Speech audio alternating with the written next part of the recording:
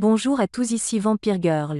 Aujourd'hui nous allons parler de ce qu'on appelle des faux comptes. Avant de parler de faux comptes, il me semble rappeler ce qu'est un compte utilisateur. Voici dans les grandes lignes la définition de ce qu'est un compte utilisateur.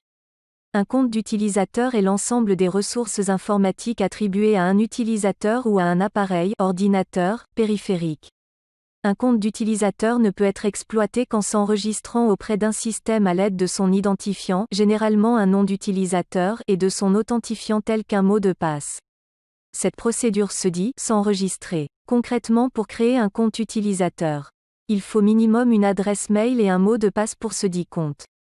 Ce qui donnera ensuite accès à des informations de profil utilisateur, ainsi qu'à d'autres services. Par exemple, créer un compte Google vous donne accès à une boîte email, à un espace de stockage en ligne et plein d'autres outils. Donc par définition un faux compte ne peut pas exister, puisque pour enregistrer un compte utilisateur il faut un email valide. De plus, je rappelle que lorsqu'on doit créer un nouveau compte, il est obligatoire de donner un numéro de téléphone mobile pour valider la création du compte. Typiquement, Google, Microsoft et autres vous demandent systématiquement un numéro de téléphone pour valider la création du compte.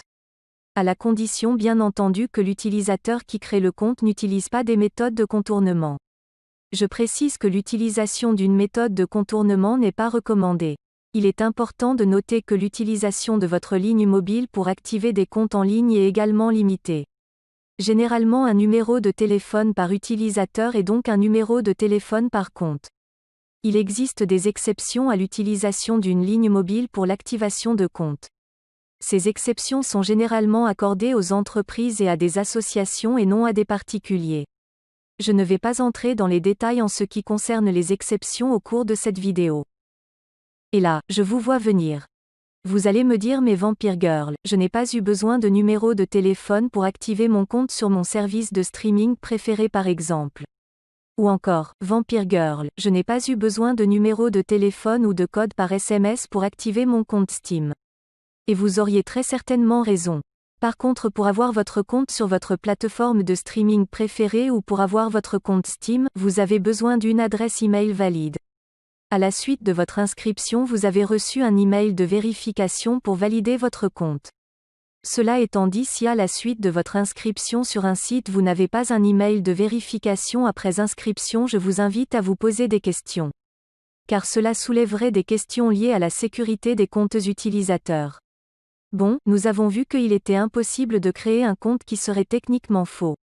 Mais alors quelles informations pourraient être fausses et liées à un compte d'utilisateur ? Permettez-moi de vous apporter une réponse à cette question. Les informations pouvant être fausses sur un compte utilisateur existant seraient selon moi le profil utilisateur. Mais avant d'entrer dans le détail, voici un petit rappel sur ce qu'est un profil utilisateur. Un profil utilisateur, ou encore modèle utilisateur, est un ensemble de données qui concernent l'utilisateur d'un service informatique. Définition de modèle utilisateur. Un modèle utilisateur est une source de connaissances qui contient des acquisitions sur tous les aspects de l'utilisateur qui peuvent être utiles pour le comportement du système.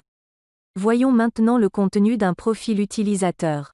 Les profils utilisateurs sont utilisés en informatique dans de nombreux domaines. Ils permettent de fournir des services personnalisés, des offres adaptées, etc. Système d'exploitation où il s'agit typiquement du compte utilisateur, un logiciel, en général pour stocker les préférences en bureautique.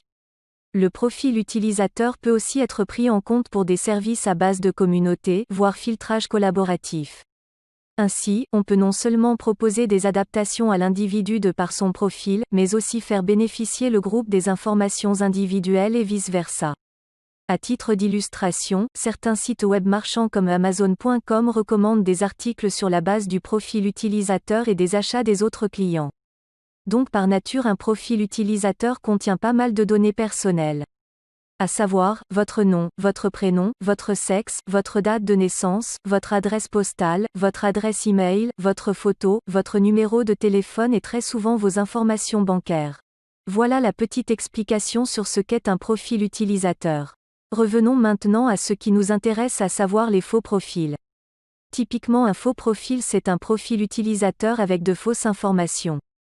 Les faux profils peuvent être utilisés dans plusieurs cas différents, en voici quelques exemples. Les faux profils peuvent être utilisés dans le but de passer certaines restrictions dans certains États, pour des escroqueries sur Internet, dans le but de nuire à d'autres utilisateurs sur des plateformes telles que Facebook, Twitter ou YouTube.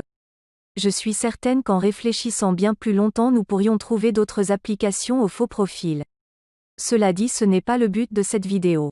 Tiens, en parlant de nos plateformes préférées, c'est-à-dire Facebook, Twitter ainsi que YouTube, sachez que c'est sur ces plateformes qu'on trouve le plus de faux profils. Mais entre toutes les plateformes, la plateforme qui tient le record, c'est bien YouTube. Vous en connaissez beaucoup, vous, des utilisateurs de YouTube, qui affichent leur véritable nom et prénom?